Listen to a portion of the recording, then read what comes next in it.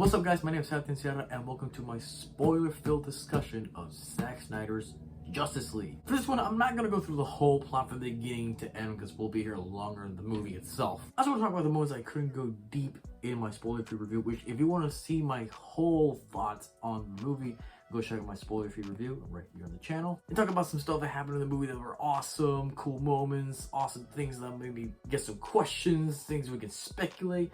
Things I just want to go completely nerdgasting with you guys. So let's go ahead and just go with it. So I want to say, I mentioned this in my review, I like the way the movie started because it started right almost by the end of Batman v Superman. We're seeing that climactic battle and how apparently his scream is going through the entire world, is affecting different areas, creating ripples through different areas like Atlantis, Themyscira, different areas. Oh, even Gotham, obviously, where we see Victor Stone, which is like the first character we see outside from the Trinity. It's cool, and obviously it's a little bit overly dramatic, I guess, you know, Zack Snyder style, but you know what, I was like, fuck it, I like it. Like, who cares? I'm just like, I'm all in. I'm all in, and you're like, flair, the dramatic stuff. I mean, I like it, unless it's like completely ridiculous. I'm down. So is it a little bit dramatic? Fuck yeah. Who, at this moment, I didn't care. And like I said in the review, I love that they took some scenes that were in the original cut, which I said that movie sucks,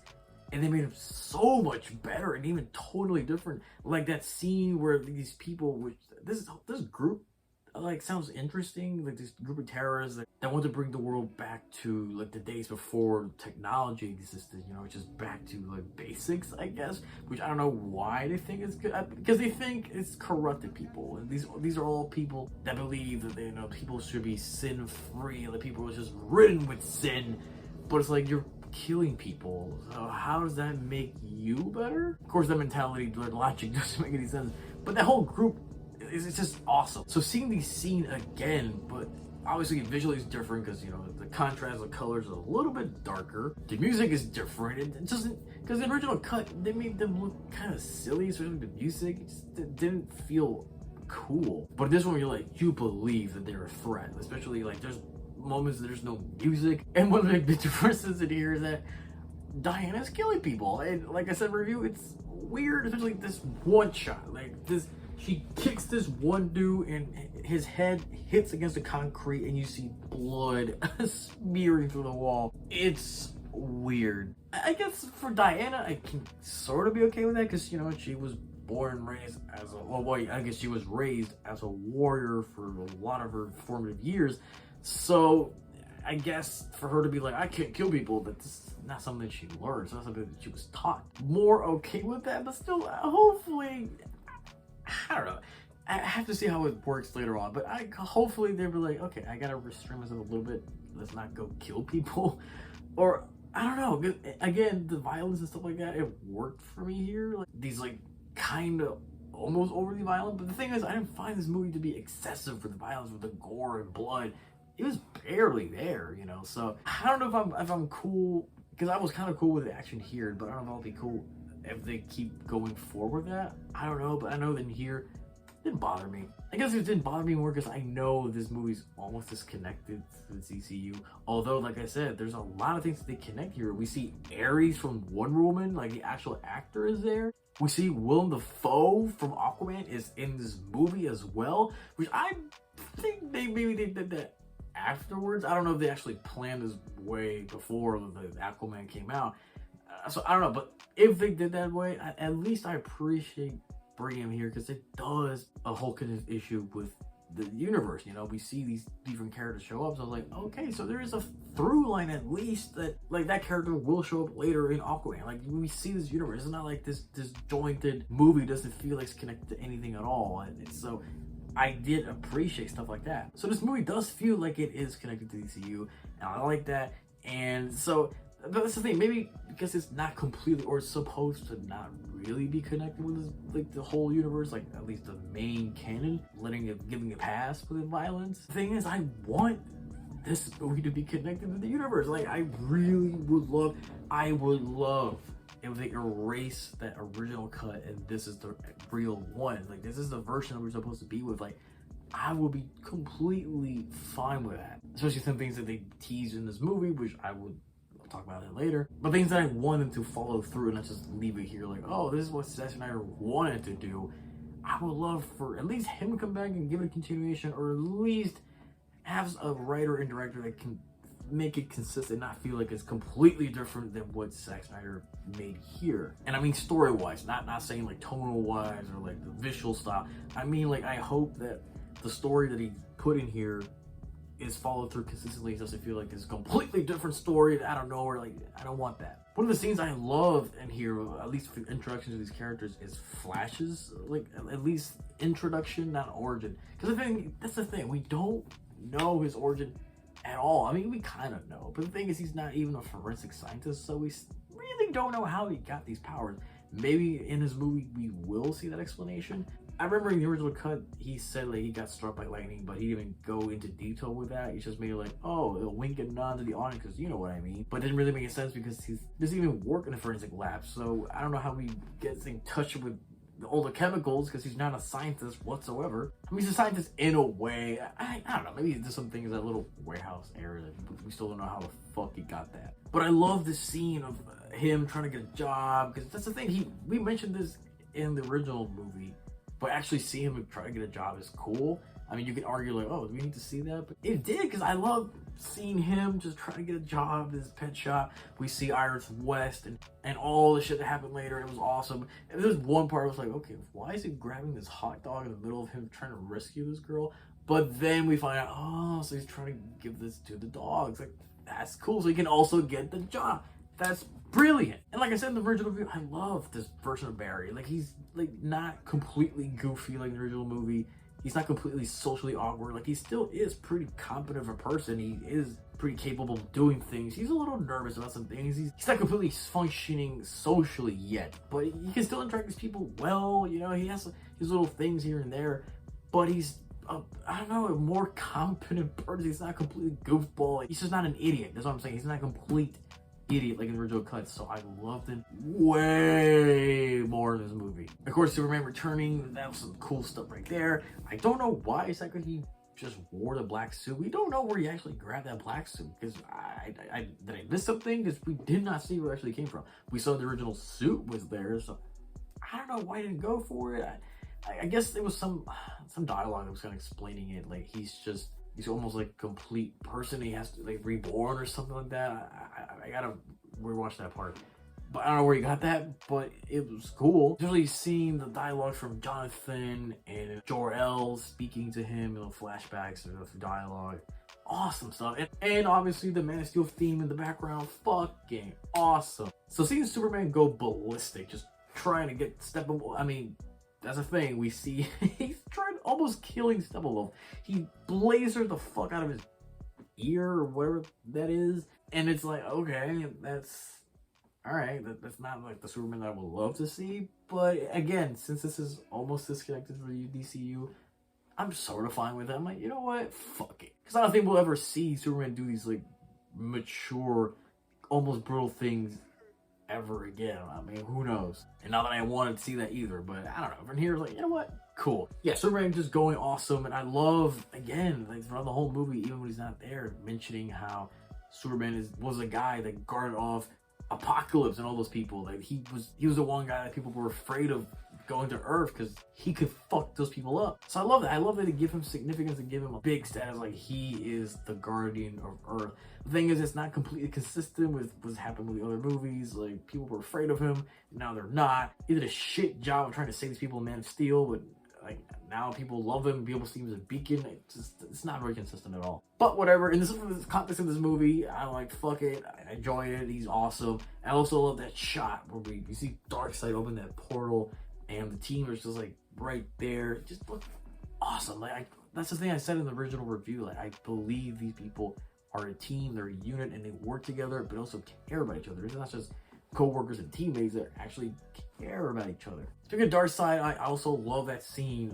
They're going back to the whole flashback that we saw in the original cut, but way better. There's more added scenes in there. Like I said, like Ares, you see a little bit more of the Green Lantern. And instead of being Steppenwolf in the action, is actually Darkseid, so it makes it a whole lot better. It gives it more weight to it. Instead of just, oh, it's Steppenwolf, it's Darkseid, dude. He came here and he's gonna fucking kill everyone. But that scene again by the end of the movie where he opens his portal, we see these people that he's with. We see this.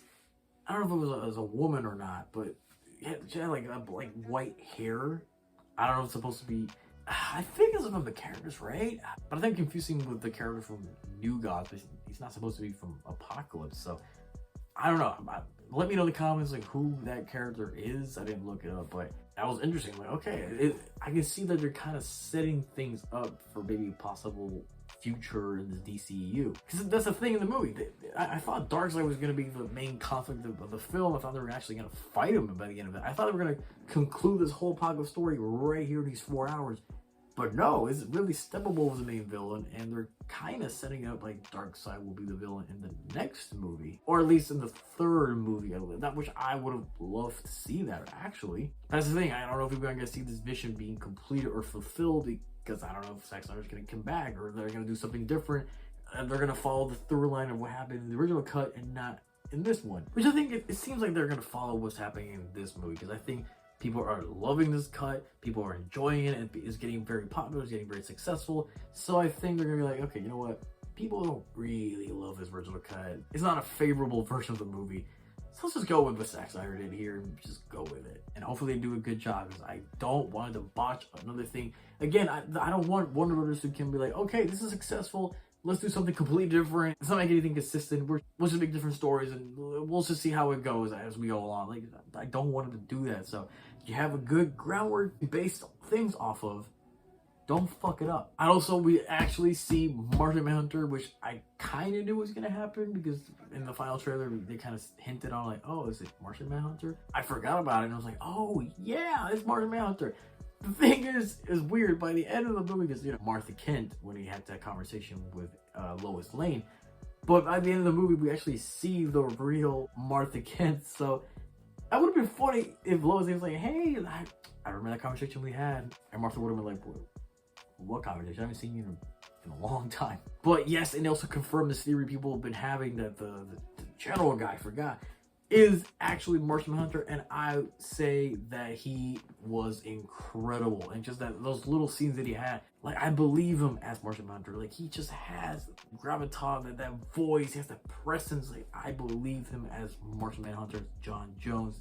Fucking awesome. Although it was weird in the end that he didn't tell Bruce Wayne his name is, oh, you can call me John Jones. I mean, he just said Martian Hunter because, you know, oh, cool, they're making these big comic book audience moments and people are gonna explode. But whatever, it was awesome. So it's cool to see him in this movie. That's the one thing I mentioned in the my spoiler review, that it kind of makes sense that he's here, but it kind of also feels like it's just forced. Like, oh, we'll just put him because he's awesome. People love Martian Hunter earlier. He's here, like, hey, everybody. And also, I guess, confirm people's theories, like, oh, yeah, that guy was always Martian Hunter the whole time. But it still kind of made sense.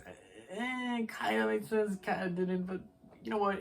It was still cool. It didn't feel like completely forced or completely out of nowhere. And actually do follow through with his cameo because he does talk to Bruce Wayne by the end of the movie and says like, hey, the shit's not over, like, we're gonna work together, we gotta do this. So he's gonna join the Justice League, so that's cool. And I remember his design in the first glance looked weird. I was like, I don't know about this, but as I kept looking at him, he looks good. I still think the one from Supergirl looks a lot better, although obviously the budget is not completely there. But I think that design looks way better than this one, but it still looks fine. It looks cool. And also, like I said, I loved how some of the scenes that I thought Joss Whedon made was actually, I guess, originally done by Zack Snyder, especially the scene from Superman coming back from the grave or whatever, he's trying to fight Justice League.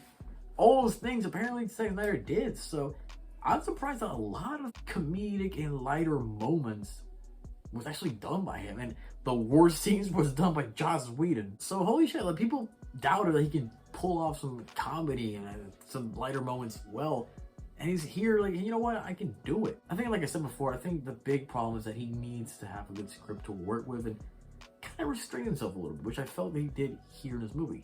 Not that he can't go completely bonkers crazy with his movie, which it seems like he's gonna do with Army of the Dead, but it seems like these or the stories that don't require it to go all out crazy, I think it's better when it gets restricted, and I felt that that's what he did here. Except for those moments where he kind of indulges himself. But you know what? Hey, he can have these little moments of indulgence. And the stuff with Amazons, by the way, that shit was awesome. I love that entire, like, they extended that scene, and it's way better than what he did in the original. Although I liked when I saw it in the original, even when I saw it recently, it's not that great, but it's still not a bad scene. It's just some kind of bad things in there. But I love what he did there. I love what they did here, like, way better. Like, they are way better decisions. But yes, of course, we'll talk about the ending. You know, the Justice League is kind of there. Like, they're a team. That's awesome. And then we see, again, the scene that was originally a post-credit scene, but they now made a full scene on the epilogue of course, Deathstroke meeting Lex Luthor. They extended that scene. They gave him more stuff to do, which I guess they're going to do Legion of Doom. And it's cool. I mean, they kind of fleshed out some things. Like, apparently Deathstroke really wants to kill Batman because, you know, something personal happened there. So that's interesting. So hopefully if they do Justice League 2, I want it to be the Legion of Doom stuff, and then the third one to have Darkseid. But I would love Zack Snyder to come back for those movies. Or maybe someone that can keep that tone, or just make a movies not completely ridiculous and goofy. Just keep a little bit of a serious tone, but still have some lighter moments with some humor, not completely dire and just boring, you know? But I would love Zack Snyder to come back and just do those missions that he had. Like, hopefully that's what he had laid out, doing the Legion of Doom and then a movie with Darkseid. And then, of course, one of the most badass things of this whole movie is this future alternate timeline thing, which also, by the way, I love how they explain some things that people for years have been questioning, especially myself. What the fuck happened with Bruce Wayne that he just had this premonition / dream? And I love how Bruce Wayne mentioned in the movie, like, oh yeah, I had this premonition thing. We still don't know exactly how it worked. We still don't know really what's going on there, but at least he explained and actually talked about it, because again, it's sort of like a sore thumb in Batman v Superman, like, what the fuck was that about? So I love how they connect things in here and they kind of follow through on it. So that's awesome. And to actually see a scene with that, because I forgot. By the end of the movie, I was like, oh, so we're not going to see that scene with Joker? I thought he was going to show up. And Deathstroke as well. You're like, with the Mohawk and everything. Like, wasn't that going to be a thing? So I guess that's the thing they wanted to tease you in the trailers, but to kind of sell you on the movie, but it's not really in the final product. But no.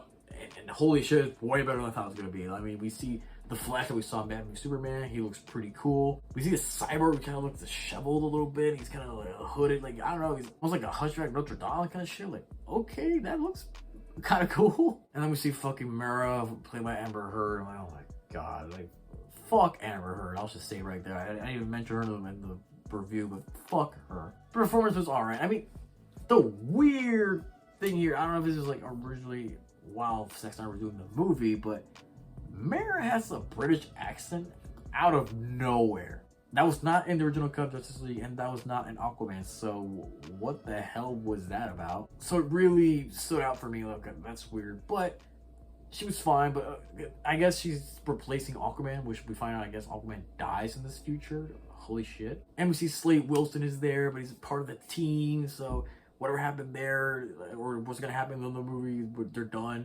And then we see Joker, which I will say, I really like this Joker. He's kind of cool. He's more restrained. He's not like this wild out dude with fucking chains and tattoos and none of that bullshit. Like, he is more closer to the Joker from the comics, but it's still that Jared Leto version where he talks slow, kind of creepy. But I really liked him. What I love about that, although it's not the greatest thing I've seen from Joker, there's some things in there like, eh. But I really like, for example, that relationship that he had with Batman. That's the thing, is that was closer to the comic book and stuff from other iterations, where we see that relationship where Batman just hates Joker, but Joker's just teasing him the whole time. Although that one line where Batman's like, I'm gonna fucking kill you, I'm like, oh fuck. But I guess he was kidding? I guess? Which that's the thing, like, why can't this Batman kill Joker? I mean, it's not like he's not killed before. So what makes him not want to kill Joker? I mean, he did not also kill Deadshot, so that whole who would I kill, who would I not kill is not consistent at all. It just doesn't make any sense. But I really like the interaction because it felt more like that dynamic from Batman and Joker that we kind of know. I mean, it's kind of there in The Dark Knight. I mean, it's one of the major points of that movie where Joker's testing Batman. Like, yeah, you have a moral code? We'll see about that. But I really like Jared Leto's Joker in here. I mean, It's only one scene, so I don't know if it will work out in a whole movie. Because I was talking about this to a friend of mine that, okay, it'll be cool to see him maybe in a Batman movie with Ben Affleck's Batman. But I don't know if I would see him in a traditional Batman storyline where he's like this maniacal, crazy genius doing these crazy shit, blowing shit up. Like, I don't see Jared Leto doing that well, but I can see him doing what they did in the scene where it's more psychological. He's like this creepy dude instead of this giant, maniacal, laughing out loud kind of character. I don't see Jared Leto doing that well. So it's more like a psychological thriller with Joker. Like, I would love to see that more instead of just like this traditional, like, I'm chasing you here and then we're fighting. Like, I don't see that working. But yeah, I like them here. It's way better than obviously the Suicide Squad, but I don't know. I would love to have this storyline follow through because, you know, Zack Snyder teased it up, he set it up in his own movie. So I hope that a lot of things that he did in this movie is continued, and I will love when Zack Snyder come back and fulfill that vision.